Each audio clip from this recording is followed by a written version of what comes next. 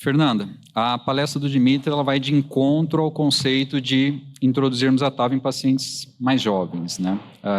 Os riscos inerentes à necessidade de um novo procedimento, as informações de impacto de um bloqueio de ramo esquerdo, de um leak numa população idosa pode não ser a mesma para um paciente mais jovem, né?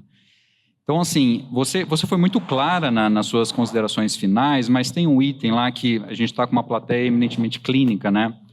Até que ponto aceitar a recusa do paciente, né, como um indicativo de TAV, né? Até que ponto a gente pode implantar um procedimento no paciente simplesmente pela recusa de um ato cirúrgico? Pedro, realmente a gente tem tido cada vez mais frequente, né, isso na prática clínica, cada vez os pacientes querem menos abrir o peito, né, mas eu acho que cabe a nós a colocarmos exatamente todos os riscos, expor que provavelmente esse paciente muito jovem, em algum momento, ele vai precisar ser submetido a uma cirurgia, em algum momento, explicar que, dependendo da anatomia dele, não dá para pôr infinitas TAVs, uma dentro das outras, e é essa a nossa missão, assim, eu acho que dispor a realidade como é, né, qual é o melhor tratamento para esse paciente. Mas, muitas vezes, eles são relutantes mesmo explicando isso, eles falam, não, doutora, depois eu vejo, eu não vou abrir o peito de jeito nenhum. Aí esse paciente realmente ele fala para você, se você não fizer, eu vou procurar alguém que faça. A gente, obviamente, vários pacientes jovens, a gente indica para colegas cirurgiões, mas aqueles pacientes que não querem de jeito nenhum, aí não tem muito o que fazer, né? Mas eu acho que cabe a gente esclarecer bem também quais são os riscos. Acho que isso reforça, né, a necessidade de um heart team bem constituído mesmo, para que essa decisão realmente possa ser compartilhada e não fique restrita a uma opinião de quem executa o procedimento, né? Estimulo que façam perguntas, mas na ausência de eu vou dar continuidade aqui para os colegas, né? Cacheta, você acaba mostrando dois perfis distintos de pacientes, mas que quando a gente escuta você falando, parece que é um paciente que as dúvidas no manejo acabam sendo um pouco semelhantes, né? Um paciente com estenose aórtica moderada, mas que eu não estou confortável e os resultados dele não são bons comparando com coortes de pacientes sem essa estenose moderada, ou outro cenário dos pacientes ditos assintomáticos que também têm uma evolução pior, né? A doutora Auristela, ela cita na palestra o conceito de uma avaliação multimodalidade, né?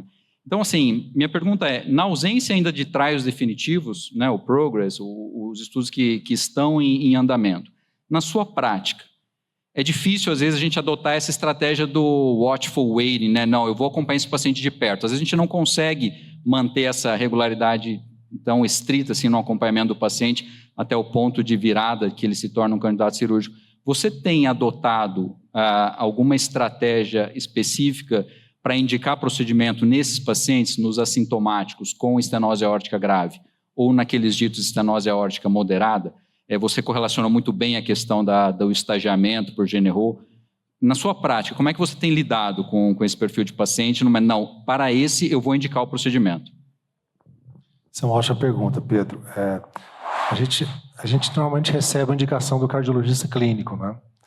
E eu tenho visto ao longo dos anos uma tendência maior do cardiologista clínico indicar TAV ou procedimento em pacientes com estenose aórtica classicamente grave, mesmo que sejam pacientes supostamente assintomáticos. Eu vejo isso como uma tendência. Claro que muitos colegas ainda procuram acompanhar esse paciente de perto, é uma recomendação pela diretriz. Mas eu vejo uma tendência de mudança de indicações mais precoces nesses casos. Na estenose aórtica moderada, eu ainda não vejo isso. Pacientes com estenose aórtica moderada, que não tem nenhum dano cardíaco, eu não vejo ainda uma tendência de indicações mais precoces. Mas são evidências médicas ainda em construção, evidentemente é um caminho apontado na direção de que talvez isso aconteça no futuro próximo, mas eu vejo uma tendência, na primeira condição, a gente indicar mais precocemente estenose aórtica grave em pacientes verdadeiramente assintomáticos do que na estenose aórtica moderada. Eu vejo que a estenose aórtica moderada talvez precise um pouco mais de algum mais passo, digamos assim, no que diz respeito a evidências médicas.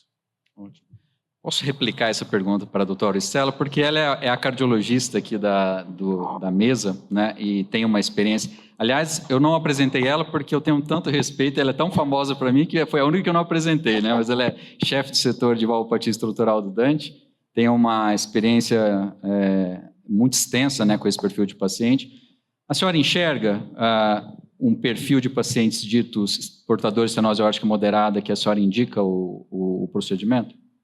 Eu nem notei que você não me apresentou, nem percebi, Pedro. Tudo bem. Deixa eu só pegar o gancho do assintomático, né? Na verdade, o assintomático, esses trabalhos que mostraram essa tendência, né? Poucos pacientes, apesar de randomizados, foram poucos pacientes. E quando a gente vê assim, compara só mortalidade, parece que não tem um benefício muito grande. E aí eu sempre falo isso para os residentes, tudo. No dia que tiver uma prótese que não vai dar problema, não vai precisar trocar, vai ser um tratamento definitivo, essa dúvida acaba. O problema é que as próteses, elas não duram a vida inteira, né? Nem as cirúrgicas, nem as transcatetas, e aí a gente tem que pensar na reoperação ou no TAV-INTAV no futuro. Então, por isso que a gente segura um pouquinho. Eu vejo o paciente com estenose aórtica grave, assintomático, eu deixo ele em evolução, consigo acompanhá-lo, quando eu fico tranquila que esse paciente vai voltar, que ele está entendendo, e quando eu não encontro nada, nenhum marcador de gravidade, que hoje a gente tem vários, né? Marcadores bioquímicos, tipo o BNP, tipo a troponina, o ecocardiograma pode nos fornecer o strain longitudinal, a massa ventricular. Então, são a ressonância, o grau de fibrose. Então, quando eu vejo um paciente com estenose aórtica grave, assintomático, eu procuro pelo em ovo. Se não encontrar, eu tenho coragem de deixá-lo. Inclusive, podemos colocá-lo num teste de esforço para confirmar se ele é realmente assintomático, né? O objetivo do teste de esforço é reclassificar o paciente, sair do estágio C, que ele diz que tem, para talvez o estágio D, se ele apresentar algum sintoma durante o exercício, que foi mostrado em vários trabalhos já que o teste de esforço do paciente assintomático com função ventricular esquerda normal é seguro e eficaz e tem valor prognóstico. Então, é uma ferramenta que nós temos. Na estenose aórtica moderada, o raciocínio é mais ou menos o mesmo, mas aí é o contrário, ele é moderado, mas em geral ele é sintomático, nesses casos que preocupam. Porque se ele for moderado, assintomático, com fração de ejeção normal, ainda não temos evidência de fazer nada com esse paciente. Agora, ele pode ser moderado e sintomático. E moderado com disfunção ventricular esquerda. Aí, o bicho pega, como se diz, né? O que é que eu faço com esse paciente? Então, eu tenho que ver se realmente a estenose aórtica, se eu abrindo essa válvula, será que eu vou beneficiar esse ventrículo? Procurar outras causas de miocardiopatia para tentar ver, mas a tendência hoje é que se a estenose aórtica, mesmo moderada, em cima de um ventrículo esquerdo ruim, talvez seja indicado fazer alguma coisa para facilitar a vida daquele ventrículo esquerdo, igual nós fazemos com a insuficiência mitral na miocardiopatia, né? A insuficiência mitral é importante, ou moderada é importante numa miocardiopatia importante, é muito mais difícil você corrigir a insuficiência cardíaca de um paciente que tem disfunção ventricular esquerda e uma estenose aórtica, mesmo que moderada. Então, isso ainda não está claro, mas é mais ou menos assim que na clínica nós conduzimos. E aí que entra a importância do estagiamento do dano cardíaco, né? Exato. Mesmo diante, como você disse, uma estenose aórtica moderada, mas se o paciente tem claramente uma relação causal com a estenose aórtica, disfunção ventricular esquerda, aumento do ato esquerdo, etc., aí sim a indicação é muito clara. Dimitri, aqui a gente está num ambiente neutro, né? Um congresso de cardiologia clínica, então você tem liberdade para expor suas opiniões. Então. Tá? Se você está lidando com um paciente mais jovem, com perspectiva de necessidade de um novo procedimento, quais são os pontos que você considera primordiais no seu setup de desenhar o procedimento que você vai realizar? Se isso envolve, eventualmente, a escolha do tipo do dispositivo. Então, o que você leva em consideração no seu checklist se você está diante de um paciente mais jovem com perspectiva de um novo procedimento futuro? Acho que essa é uma pergunta muito importante nos dias atuais. É uma mudança na forma da gente encarar o tratamento. Até alguns anos atrás, a gente só lidava com pacientes idosos de alto risco cirúrgico, em que o que a gente objetivava era ter um sucesso pleno no procedimento, escolher uma prótese que garantisse ausência de líquido paravalvar, um gradiente pós-implante baixo, um implante realizado de uma forma que prevenisse a ocorrência de distúrbio de condução, necessidade de marca-passo e complicações outras, complicação vascular. Então, a nossa escolha da prótese estava muito baseada nesses aspectos, né?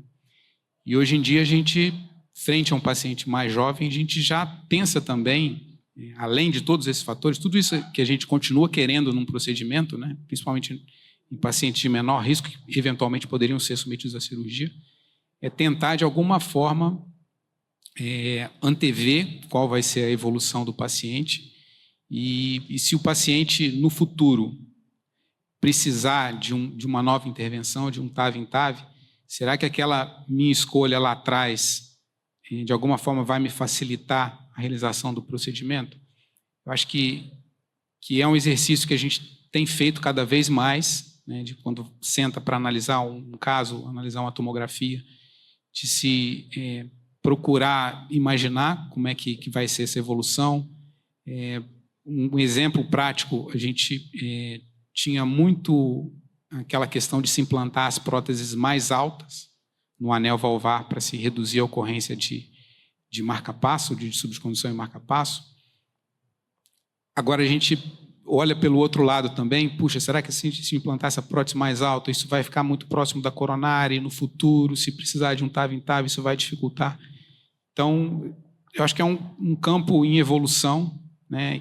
E eu acho que a decisão também de TAV e cirurgia num paciente mais jovem e de baixo risco cirúrgico passa por essa questão também. Acho que passa por essa discussão em Heart Team, né? Não vejo muito sentido assim de um paciente, por exemplo, com um anel pequeno, com a coronária super baixa, que você vislumbra pelos achados anatômicos que TAV vai ser o procedimento agora e você não vai ter condição no futuro de tratar esse paciente. Então, esse exercício de futurologia, né?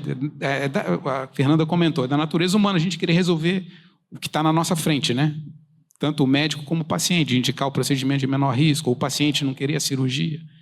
Mas eu acho que a gente vai ter que se educar e também pensar no futuro. E eu acho que principalmente não tem receita de bolo, né? Tem que ver individualmente cada anatomia e por isso que quando esse paciente jovem chega pra gente, eu de cara não recuso uma TAV. Eu olho uma tomografia, a primeira coisa eu falo, tá bom, não quer operar? Vamos olhar a sua tomografia. Às vezes a tomografia dele é maravilhosa para uma TAV, dimensões grandes, você consegue visualizar, né, que vai caber uma TAV depois, duas até, por que não? Então, assim, eu acho que o mistério tipo, não tem receita de bolo, não tem prótese ideal, não tem procedimento ideal e cada paciente é um, né? A gente olhar cada um com carinho. É só uma palavrinha sobre os pacientes jovens, né, que realmente cada vez mais querem colocar TAV, mas também é uma responsabilidade nossa, do cardiologista clínico, mostrar que os resultados cirúrgicos são muito bons também hoje, né, em pacientes jovens. Os vários estudos que compararam TAV com cirurgia não só mostrou que TAV é excelente, como foi ótimo para a cirurgia. Mostrou como cirurgia é comparável, se fosse ao contrário, cirurgia é comparável a TAV. Né? E começou sendo TAV comparável à cirurgia, hoje a gente já está. Então, eu acho que a gente tem que desconstruir que a cirurgia é uma coisa ruim, ainda mais hoje, que pode ser minimamente invasiva, pode ter próteses, como a Fernanda comentou, desenhadas para uma TAV, uma valve em valve no futuro, a durabilidade melhorou. Então, no lifetime desse paciente, nós poderemos fazer uma cirurgia hoje, pensando num TAV daqui a 10, 15 anos. A hora que o assunto vai ficando palpitante, o nosso tempo vai acabando, mas eu vou abrir para uma última pergunta da plateia que não se manifestou. Boa tarde a todos, meu nome é Ivan Junqueira, sou de Ituverava, São Paulo. Queria fazer uma pergunta. No paciente jovem, existe alguma dificuldade, ou existe dificuldade nos convênios autorizar o procedimento? E 2 perguntas. Às vezes até foi falado, eu não peguei. Qual que é a durabilidade média da TAV? Bom, posso responder essa, tem um pouco a ver com a minha aula. Sim, existe dificuldade, né? Como eu demonstrei, todos os estudos de TAV, não tem nenhum estudo randomizado ou robusto que envolva pacientes jovens. Então, a gente tem dificuldade, tem que ter um embasamento bem forte para indicar esse procedimento para os pacientes jovens. Às vezes é liminar, é difícil.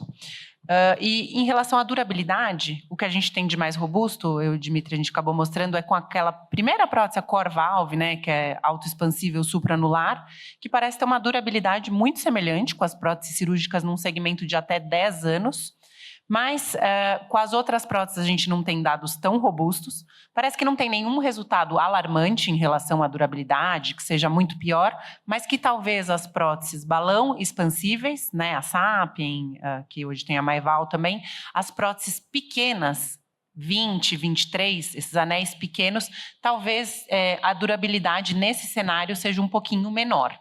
Mas, de maneira geral, o que parece, nada concreto, é que a durabilidade seja bastante semelhante com as próteses cirúrgicas. E um outro aspecto importante para o senhor ter ideia da realidade, a saúde suplementar, na verdade, ela só autorizaria a TAV não apenas o fator idade, os pacientes têm que ter um alto risco cirúrgico, que já é um conceito não utilizado mais, né? A baliza hoje principal acaba sendo, obviamente, fragilidade, a idade acaba sendo preponderante na decisão. Mas uma liberação pelo convênio sem judicialização, infelizmente, só para pacientes de alto risco cirúrgico. Então, isso também é algo que a gente tem que evoluir. Bom, infelizmente, a gente tem que encerrar a sessão. Queria agradecer a presença de todos e agradecer aos palestrantes pelas brilhantes apresentações. Obrigado.